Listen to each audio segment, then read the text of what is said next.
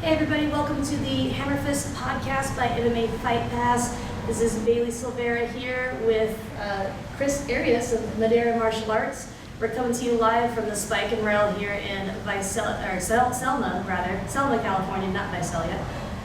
We're going to go ahead and get things started today. We're going to talk to Chris about an event coming up here in the Valley with IKF-PKB that he's actually putting on, and we'll talk a few other things, MMA and combat sports. So Chris, why don't you go ahead and tell us a little bit about yourself and your facility so we can kind of get better acquainted with you. My name's Chris Arias, like she said.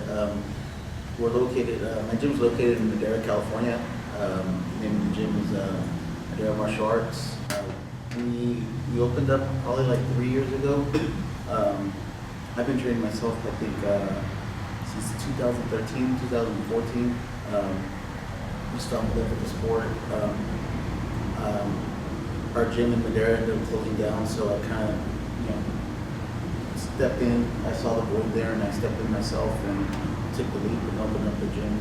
And it's been great ever since. I mean, it's just helping out people there at the gym. I'm sure you know how. That's how it is. Yeah. Once you open up something like that, people always look at it from a business perspective only, but there's so much beyond that. You become a real family. And you really begin to care about these people, and they become a huge part of your life. So that's awesome. We probably spend more time at the gym than at home. I always make the joke to my husband that when we go home, that's our second home, because the gym is the main home, always there. Pretty much live there. So what kind of stuff do you guys offer at your facility? So we do our striking class. I call it striking because sometimes we go over boxing, sometimes we go over kickboxing, sometimes we do Muay Thai, and then we offer Brazilian Jiu-Jitsu. That's our main two things. And we're in an MMA gym, but when we bring it all together, that's what it is.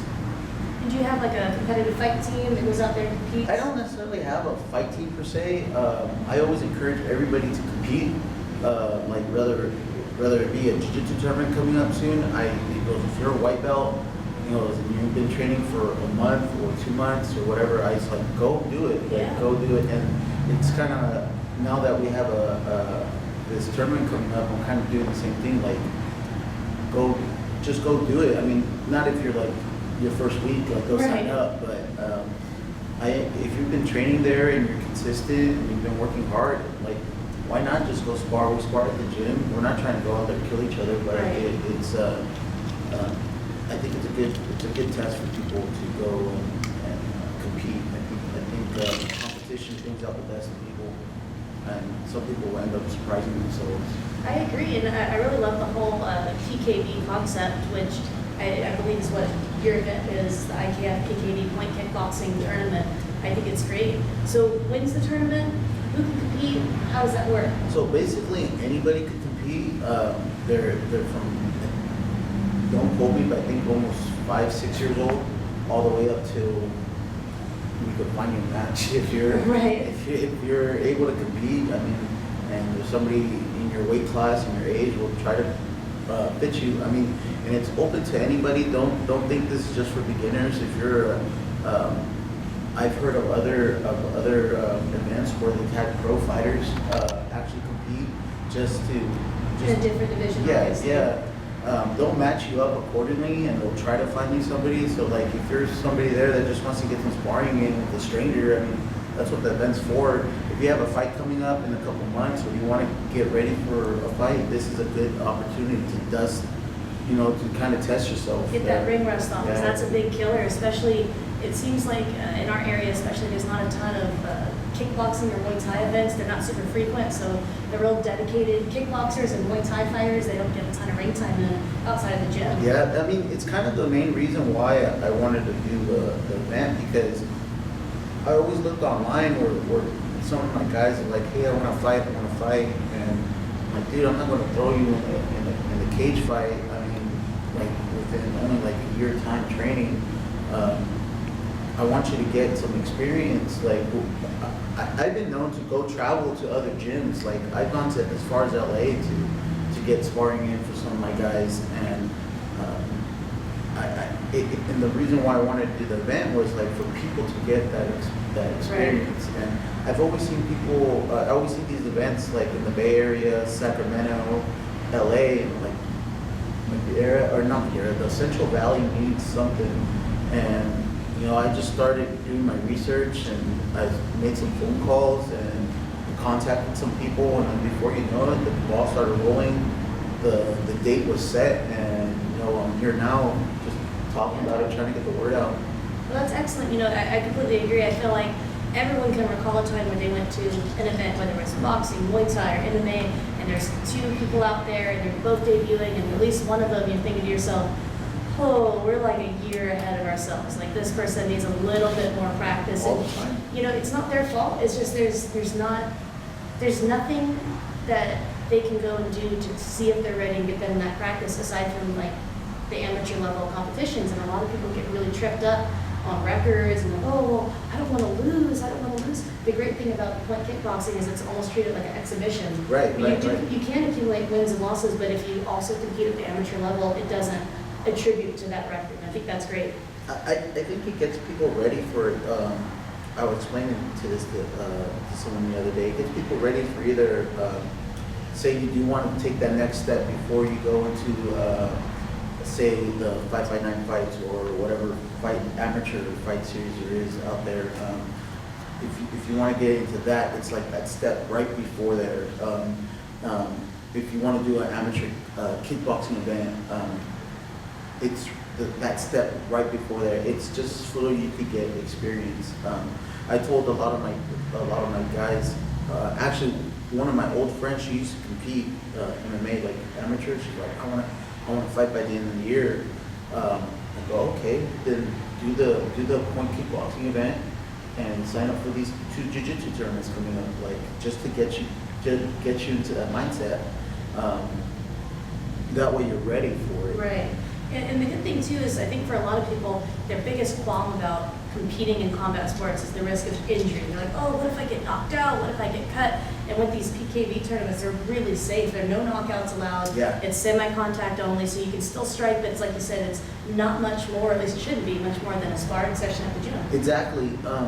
The beautiful thing about this is I'm concussion certified. I had to get concussion certified for, I coached at a high school level, so I had to go through a training course, and it really opened my eyes on how sensitive our heads are. Right. And the brain trauma. And when I saw, it just intrigued me. It was like, oh, they're not, I think people's biggest fear is, oh, I don't want to get knocked out when Right. they go compete. And the beautiful thing about this is like, the goal is not to knock out the person. The goal is to see how technical you are, how Right. good you are. Because I'm not saying there's such thing as a lucky punch or anything, because you know people meant to throw that punch, but knockouts are there. They happen, and it's almost never what you expect to see. I mean, everyone, when you go to an event, like, oh, someone's going to get knocked out, and that's possible, it might happen, but it's not usually the two most skilled guys that are throwing these skill punches. Sometimes, especially at the amateur level, it's just that one guy kind of came over the top, and someone else connected, walked into it and connected. And I think it's a great way to kind of stay safe.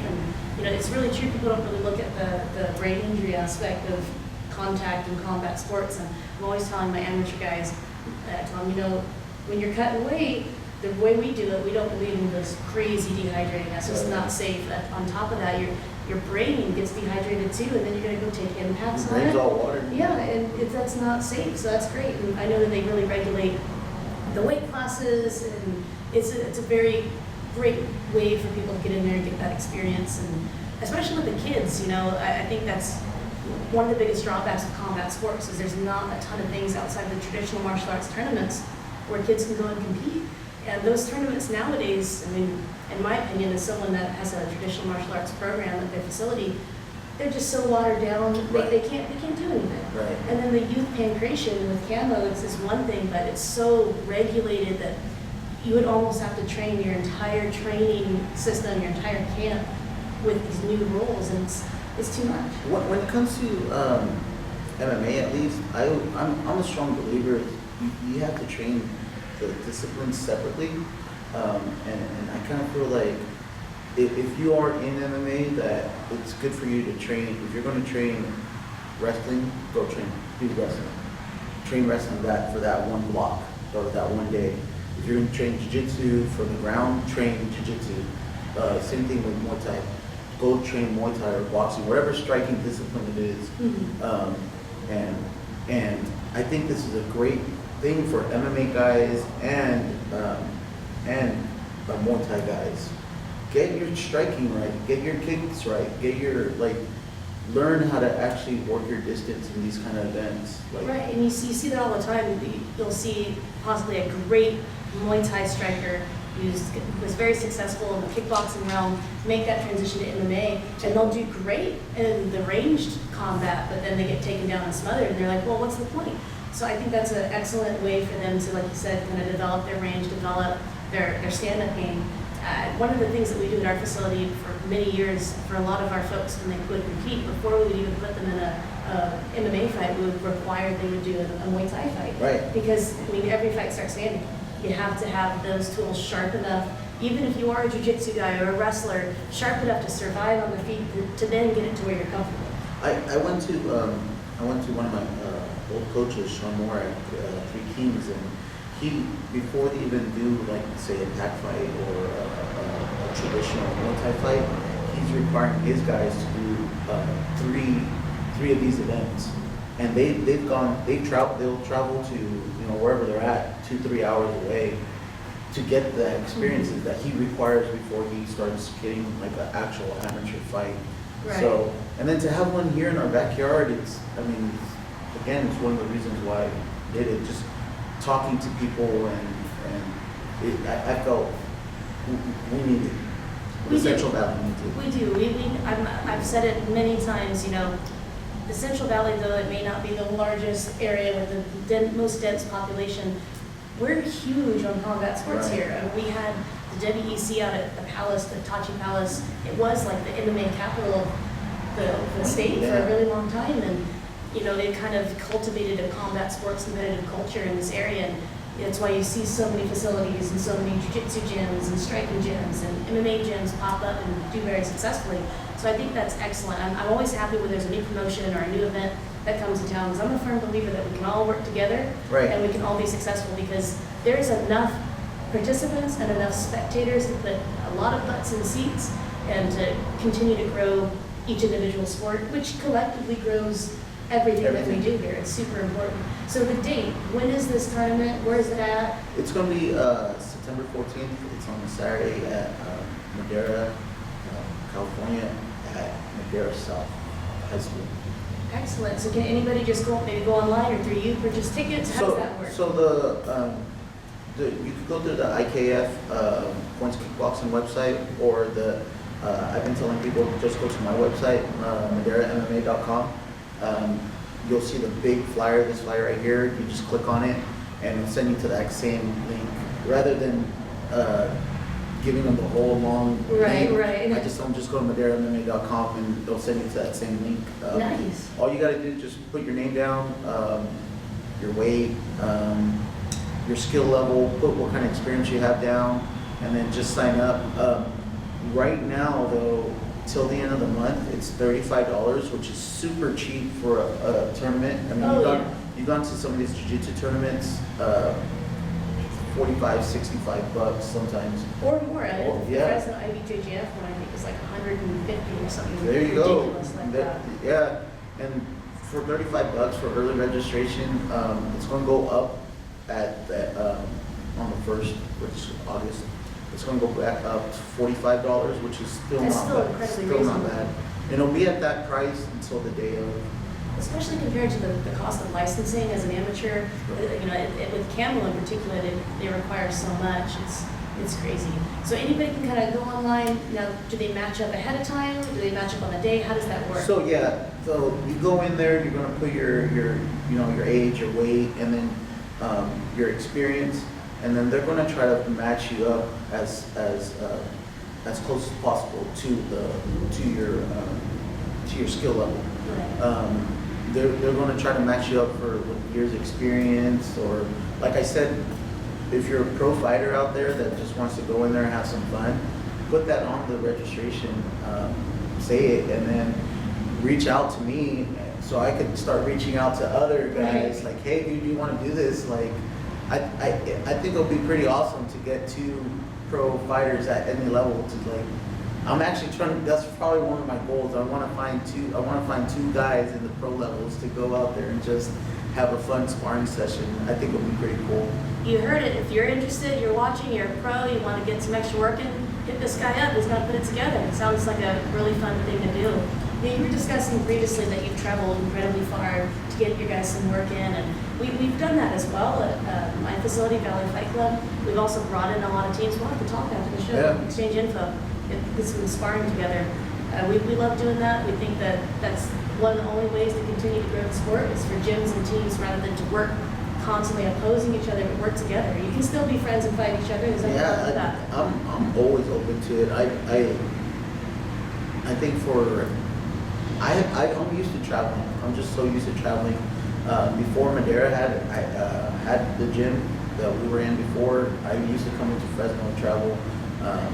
Anytime I meet somebody, I train at X place, I was like, oh, let's go. Right. And I encourage my guys to do too. Like the other day, I hit up one of them. Hey, where were you at? He goes, oh, I was at Manny Mancha's gym. I was like, oh, cool. Like, did you talk to him? He worked with you? He goes, yeah. Guy killed me, and I was like, dude, that's awesome. That's great, and I think what you're doing for the Valley with bringing in this PKV event is going to continue to encourage that. It's going to encourage people to reach out to other people that maybe they wouldn't ordinarily talk to, or do events they wouldn't ordinarily do to get that ring time in, because that ring time is all important, and you need to get that sparring in. I mean, you can talk about every other aspect of fight camp before a fight, and as a fighter yourself, you know what that's like, but the most important thing is sparring. Right. If you could only do one thing, it's going to have to be your sparring. And with events like this, I wish they had something like this for MMA, because it's all too often we see the MMA guys that go out there, and sometimes there's that moment in the crowd where you're sitting there and you're like, okay, it's a great fight, but maybe blue corner could have had a little bit more time to prepare, and that's the nature of the beast. It's even happened to me where I've been there and like, dang, he should have done a little bit more of this or a little bit more of that. And then there's other times where we come on the other side of it. I mean, it happens. It's the fight game, but at the end of the day, that's what we train for. We love to do this. Any sort of competition, I don't look at it as, I hate losing, but I don't look at it as like win or lose or measurement. It's a test. You're testing yourself, really testing your training. You're just trying to see where you're at. Right. And there's that famous quote, you either win or you learn.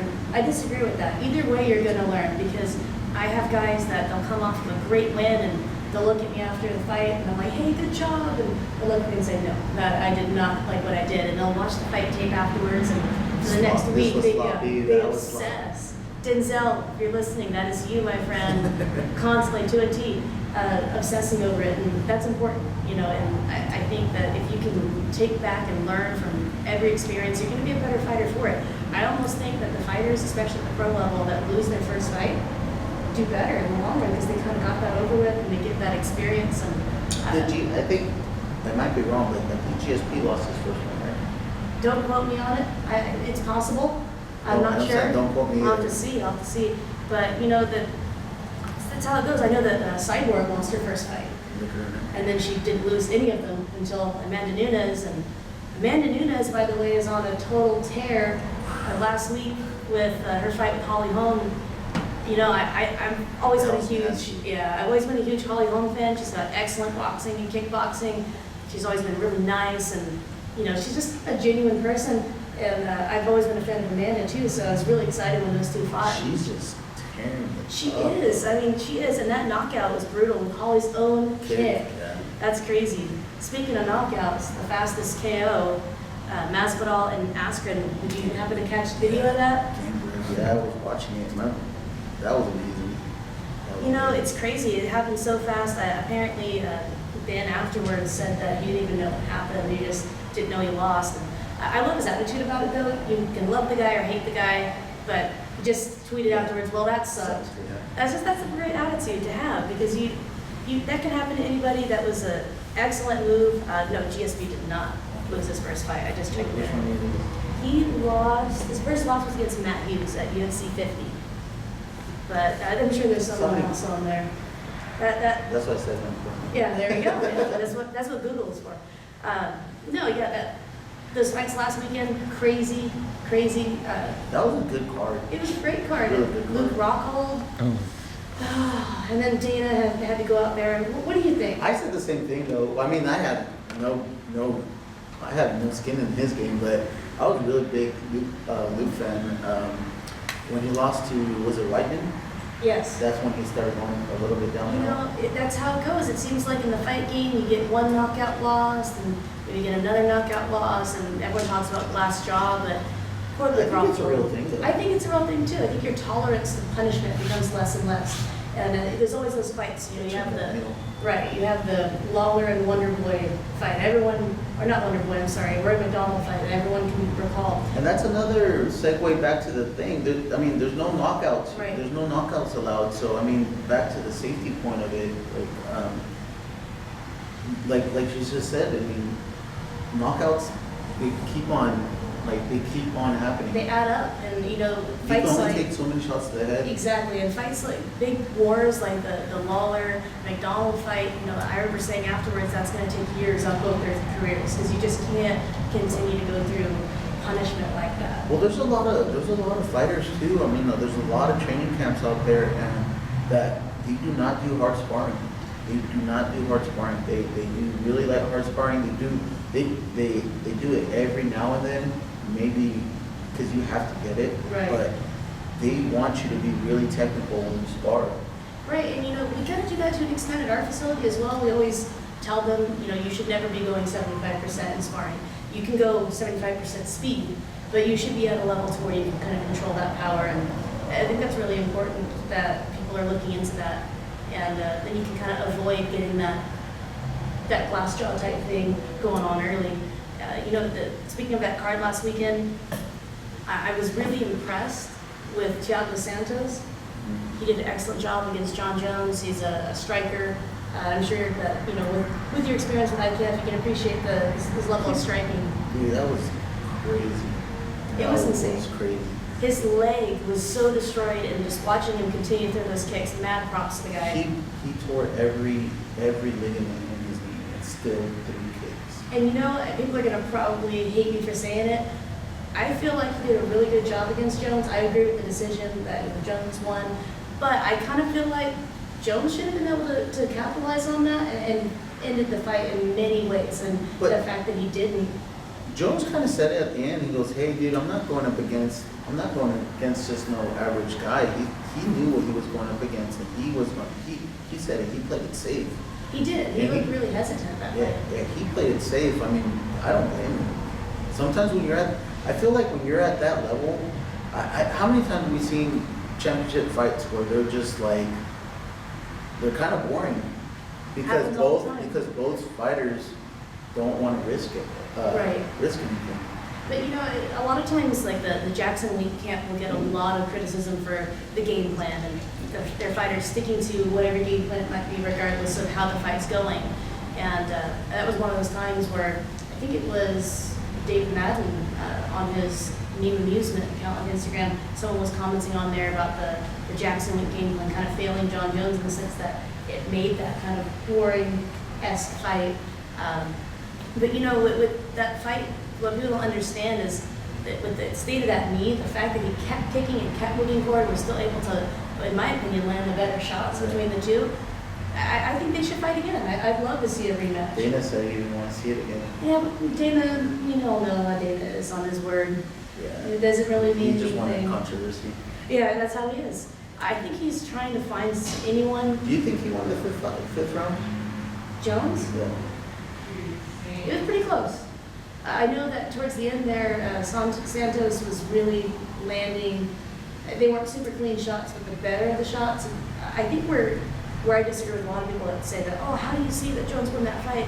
If you look at the ring control and the pace, he just even when he was on the losing end of the exchanges, he was still controlling the pace, dictating where the fight went.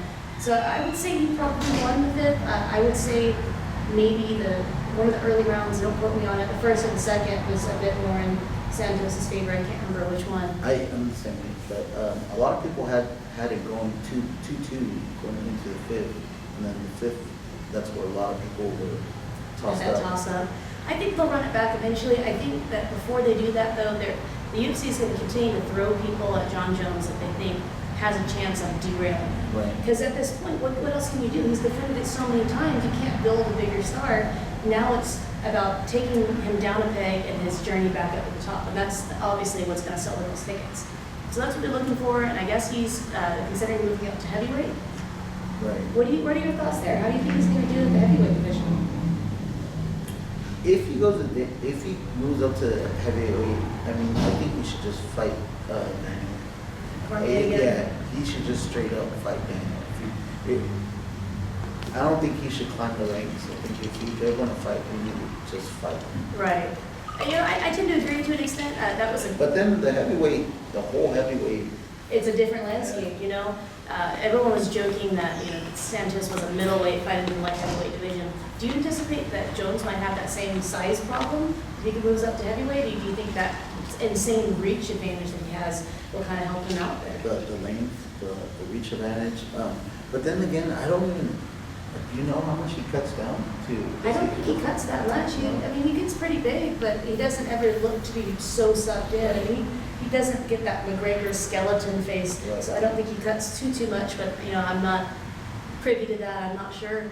It's possible that the tough's cut on him, and he might have more cardio and more energy at a higher weight class. I don't know what I don't. I feel like if he goes up to the heavyweight, he needs to just fight Daniel, and then whatever happens there, because Daniel, the only reason he moved down to light heavyweight is because Kane was. Right. So do you imagine if Daniel would have stayed heavyweight his whole career? Like, what would happen there? I don't know. Daniel Cormier is one of those things where there's a lot of moving parts in his game. And I feel like he's really evolved over the years. He's an excellent wrestler, we all know that. But he's really evolved his every other aspect of the game too. But he's just a much smaller guy in stature and in reach. And those big guys, they have that natural advantage. But then again, you see him picking up people and throwing them around like they're a flyweight. It's kind of crazy. Remember he fought with Henderson? I remember that. That's crazy. Great fight. Yeah. But I think in the age of double champs and possibly triple champs, if Cejudo can get his wish and go up to featherweight too, I don't know. I kind of like the double champ thing, but I also kind of don't. I feel like if you're going to do that, it's got to be a case like John Jones, right, where you've defended against everybody under the sun. I feel the same way. And I think that makes sense. But when you just get it, you haven't defended it yet, maybe it wasn't a very decisive win, and all of a sudden, I'm going to go up to, as a fan, I just kind of... Or maybe the way you kind of got to look at it is, who's the best contender? Right. Are they the best contender for that weight class? Like, Cejudo was. Cejudo was, but you got a lot of people that make Oh wait, that what's claim. his name dropped down? TJ Yeah, dropped down. TJ dropped down to 25, but then again, that was post PED TJ, so... Let's not talk about that. Yeah. Well, that's another thing too, is everyone's wondering is Jones going to pass every test? Is he going to pop again? And I think it's a really big shame. And I remember his first fight in the UFC, or one of the first ones, he stopped a robbery, like right ahead of the fight. He was like 21 or 22 at the time. And he was super, super like humble.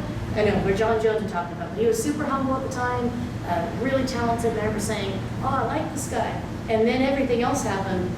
It's kind of hard to like the guy. Yeah. And right now it seems like everybody's popping. Everyone's failing, everyone's popping. And I kind of have a theory.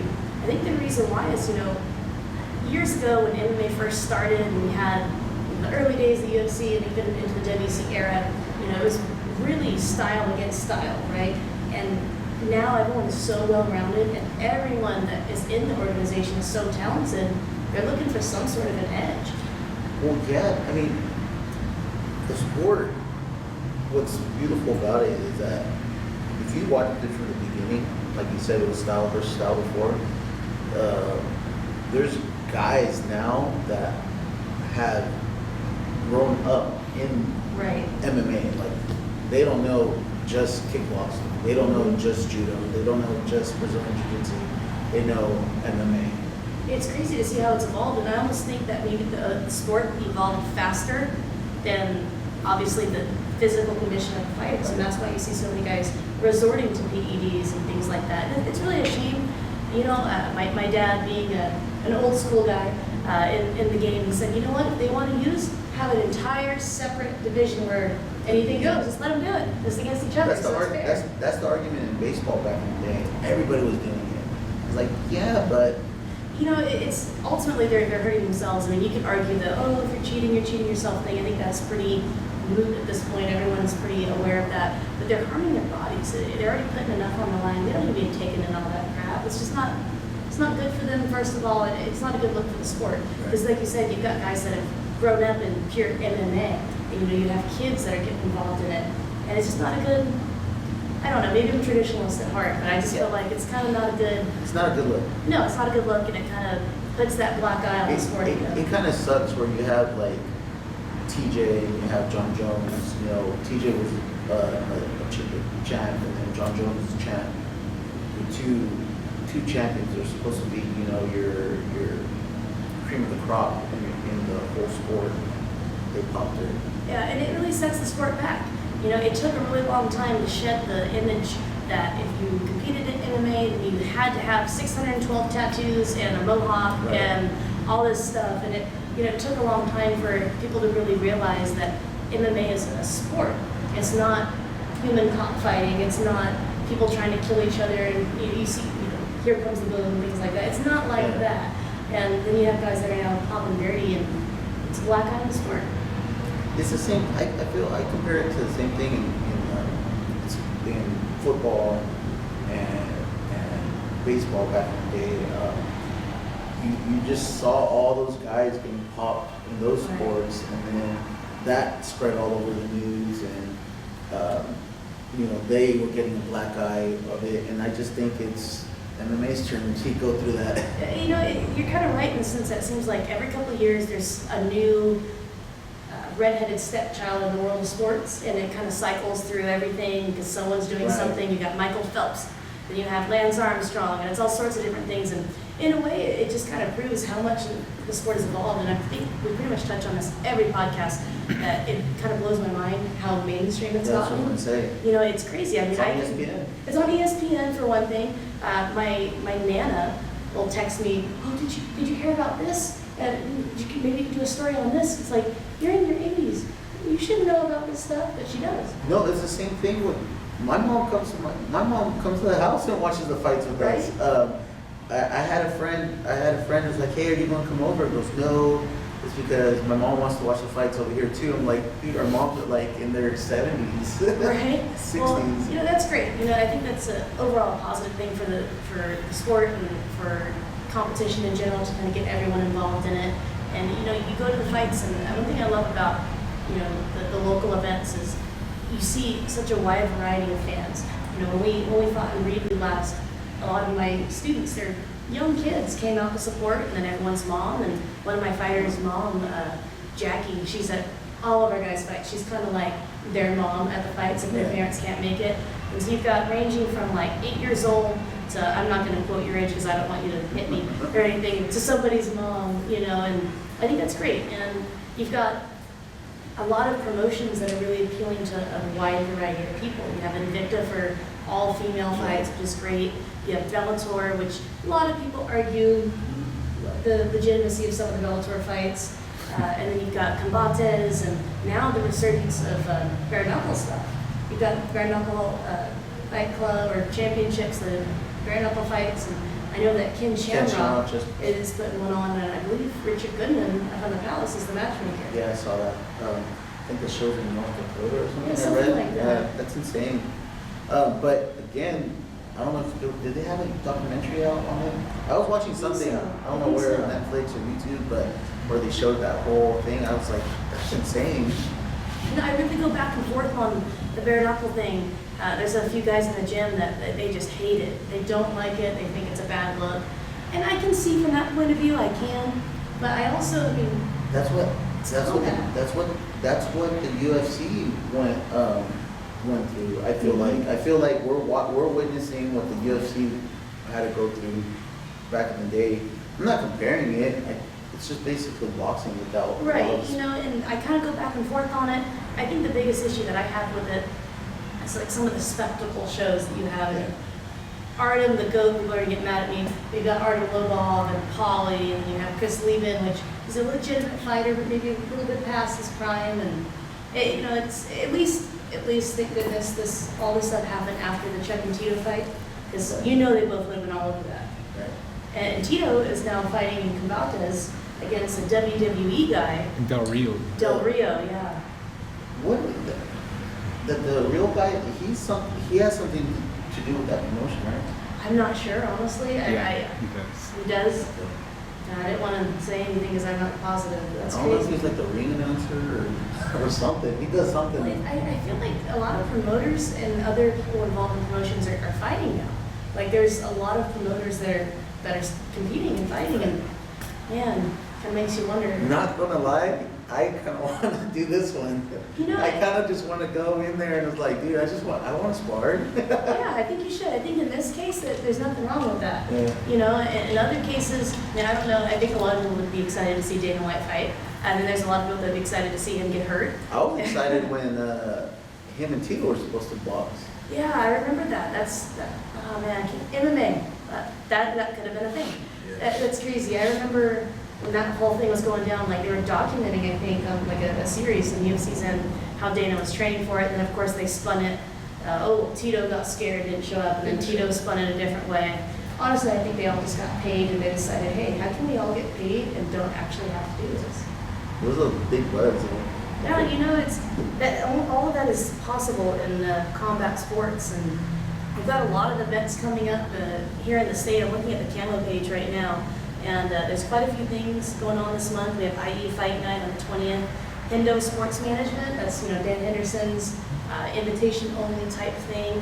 The MMA Events Inc., I'm not familiar with that one, closing out the end of the month, and I think there's a few more probably going on as well. Jeremy has something next Yes, month, he's right? got something next month. I'm not sure if he has anything this month. Yeah, Not positive. Visalia. Cancel.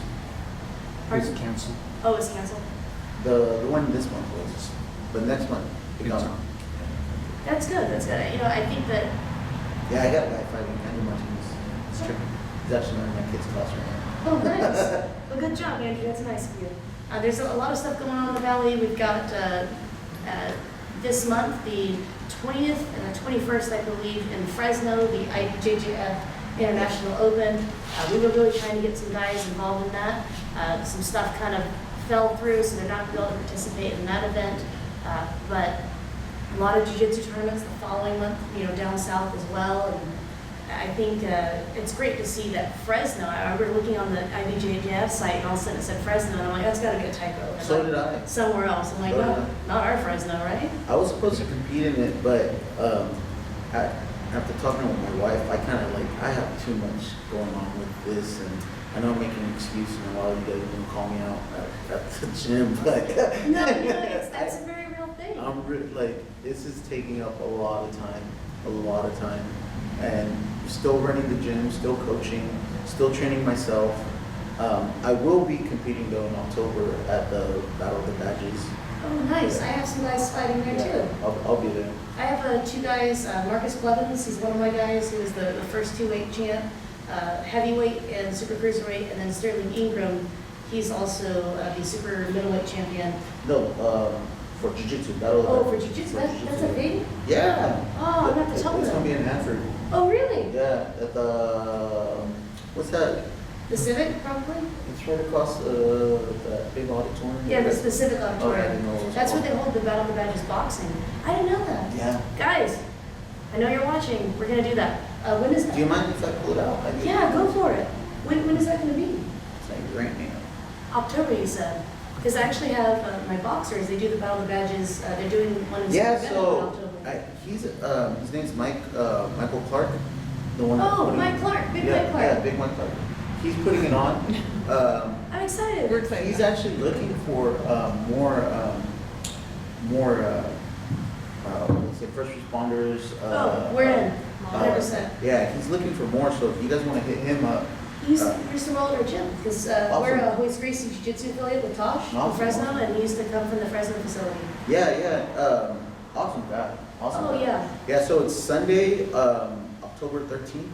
It's gonna be 5:30 to 11. He just, literally Yeah, sent me. you'll have to send me that afterwards. We're like 60% military law enforcement at our facility, and we have a lot of guys that are now doing the Battle of the Badges boxing. Right. And I had no clue that they had Yeah, jiu-jitsu. that's what he wanted to do, because he's a retired cop PD, yeah. at PD, so I'm guessing he took that deal for the Battle of Badges boxing, so he wanted to do jiu-jitsu. Yeah, I think that's so great, you know? It's That's great, because Yeah. down south, the Battle of the Badges, they do the Muay Thai, and they also do boxing. And they haven't done the Muay Thai ones here, the Central Valley one, yet. I know that they want to, I'm not sure if they're going to.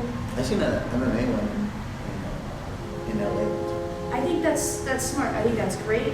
One of my fighters, Marcus, he's actually a Kings County sheriff, Oh, cool. and he competes. And I think that kind of law enforcement, and military, and this combat, the combatives go hand in hand. It's great to give them a place to show it, because they need it for their job. Dude, It's super important. I tell so many law enforcement out there that need it. Like, you guys need to train. Do anything. Train. People always argue which is best for law enforcement, and people have different opinions, and there's a lot of benefits. I just say do all of it. Do everything you can. It's better than not doing anything.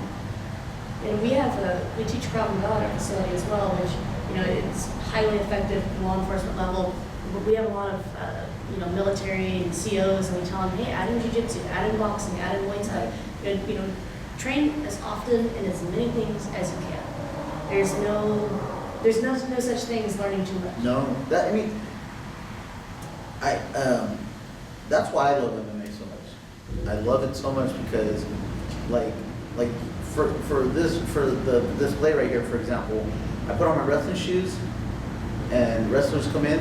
I'm gonna get my butt whooped by a wrestler. Okay, we're just doing wrestling. We're doing takedowns, and we're doing wrestling that day. Okay, let's put on the boxing gloves. Let's just do boxing. Let's do Muay Thai. Let's do some kickboxing. Right. I love it all. That's how we are at our gym too. We offer a lot of stuff, a lot of different disciplines, and it all boils back to just a love of the sport. Right. And I think that's what's different maybe about combat sports and MMA among other sports. People can really be passionate about soccer and football, but with martial arts and combat sports and all this stuff, you can't stop. And you don't stop in a lot of ways. In some way, you're always going to be involved in it. And whether it's in a teaching or coaching capacity, or you open a gym, or you're competing, or you're a student, or you're just a big fan and you like to go watch it, it's something that you can't stop doing, especially when you're passionate about it. You have the bug, I can tell. Yeah, no, it hit me quick. Like I remember I calling her, hey, I want to sign up for MMA. And she's like, are you crazy? And I go, I'll probably just do it for a couple months. I just want to try it out. And I always joke with me and my friend, literally, we both signed up together that first day. We went to go try it out. We signed up that day. And they're like, we'll just do it for a month. And then we always joke, like, when we both got promoted to our purple belts at the same time, and we're like, dude, look, we're only supposed to do this for a month. Right. Now we're getting promoted in our own gym. And how long have you been training? I want to say 2013, 2000, I forget, 2012, something. You've been there for a while. yeah. For a while. 2011 maybe? I don't remember. Yeah, I think We were with Thrive. Oh, nice. We were with Brad as well. For me, it's like a lifelong thing. My dad was always involved in some sort of martial art. His dad and my mom to an extent as well. And it was just a big passion thing. That's why we started our gym. Back in 2005. That's why we did it, because we all cared about it. And I always tell people always say, oh yeah, you run into someone that you knew for a long time. Oh yeah, are you still doing this and that? And with other sports, it's like, oh no, I stopped playing football. But when you run into someone that's trained, oh yeah, you still doing jiu-jitsu, or are you still boxing? And it's like, yep. The same gym? Yep. Yeah. It's crazy. Once you get the bug, you're done. Yeah. You can't stop. And I think that's the part of the reason why there's so many successful promotions out there, so they have the bug. And if they don't have the bug, it doesn't last very long. But the promotions that have been around a while, and even the ones that are just now getting started, you can already tell the ones that are gonna stay. And I think the bug is that we refer to is very real, and I'm really glad that you're providing a platform for people that are just getting into it, or maybe not quite sure where they want to go with it, to determine if this is going to be a lifelong thing, because it's a commitment. Right. People don't understand, and we're very grateful to guys like you that put this stuff on, because people have zero clue how much time and effort and money and just overall investment of self goes into planning an event. It's crazy. It was one thing. It was one thing opening up the gym. That was like probably one of the hardest things I've ever done with me and my wife.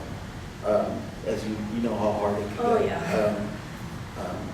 And then on top of it, me having this just being an idea as a thought, I'm like, I'm really going to have to put that much more work into my day, that much more work for these next couple of months, on top of the work I already have to put an event together. Right. I mean, that's how passionate I am with this. And I do not care. Like I told you guys, it was, I don't care if you lose. Like I do not care if you lose. I just want you to go out there, give it your all, train hard, and go surprise yourself. Like win or lose, just go surprise yourself. And it takes more to actually put yourself out there than anything. That's the hardest part. I always tell people, the only thing you're going to remember from your first fight is walking out to the cage with the ring. And that's the act of putting yourself out there. And if they can go out there and they can do that, they can tackle anything. Right. Win, lose, or draw, as long as they come to fight and they get something out of it, that's all that really matters. And I think with the PKB events, it provides a great platform for people to determine if that's the route they want to go. And kind of touching what you said about with the gym, any business owner can attest to the fact that when you are self-employed or you own your own business, your work day doesn't stop at 5 o'clock. You don't work 9 to 5. It's around the clock. It's when the time you open your eyes to the time you close them. Exactly. Even sometimes beyond that. Sometimes, you get that middle of the night call that a water main burst or something like that. And with these event planning things, people don't understand how much effort promoters put into it. And that's part of the reason why I get so frustrated when people pull out. If you are an amateur or professional and you pull out of a fight, you're not dead, you're not broken. Why? Why are you pulling out? I don't get that. I don't understand that. It's incredibly disrespectful to the promoter, first of all, and it's also incredibly disrespectful to your opponent. It's probably the worst. I mean, again, like I was saying before the show, when I was trying to compete in MMA, I was literally at weigh-ins. My opponent was at weigh-ins. He's not gonna fight. Yeah. I'm like, what? That's happened to us as well. One of my fighters, back when he was still an amateur, he was supposed to fight at an event, and his opponent showed up to weigh-ins, they took pictures, they squared off, everything was kosher, good to go. We get to the venue later in the day, and just gone, off the face of the earth. Just completely disappeared, poof, thin air. And that happens, and unfortunately it's the name of the game. I've seen things online where, I got a flat tire, I'm not gonna, Oh, we've had every excuse under the sun. I mean, one of my poor guys, Ryan, I probably say this on every show now. He always has like 5 to 10 opponents that he goes through, and it's the craziest excuses. And another one of my guys, Marcus, had a guy that was missing, legitimately missing. No one had heard from him or seen him. Turned out he was in a psych ward. And it's crazy. But it's the fight game, and we love it. Even when we hate it, we love it.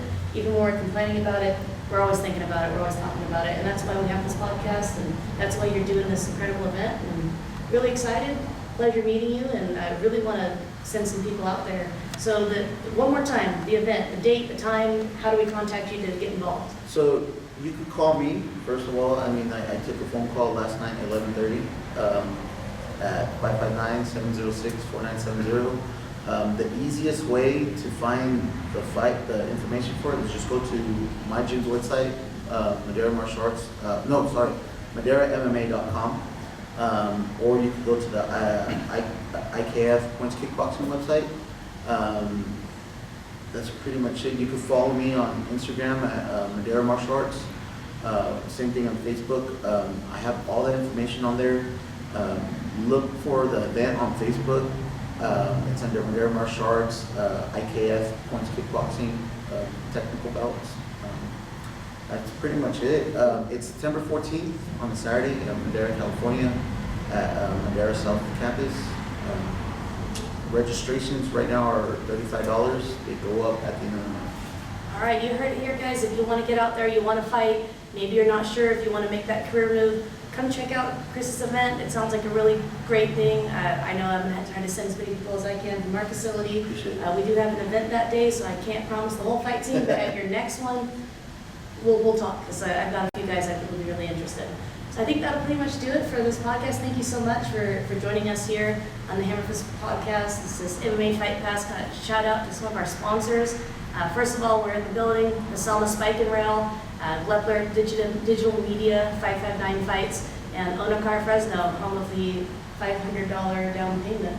And if you mention MMA Fight Pass, you get that free tank of gas. So you can maybe drive up there to that event, to Madera. So, awesome. Appreciate it so much, Chris. Thank you. Thanks for having me. Thank you for coming on, and great job with your event. Thank you.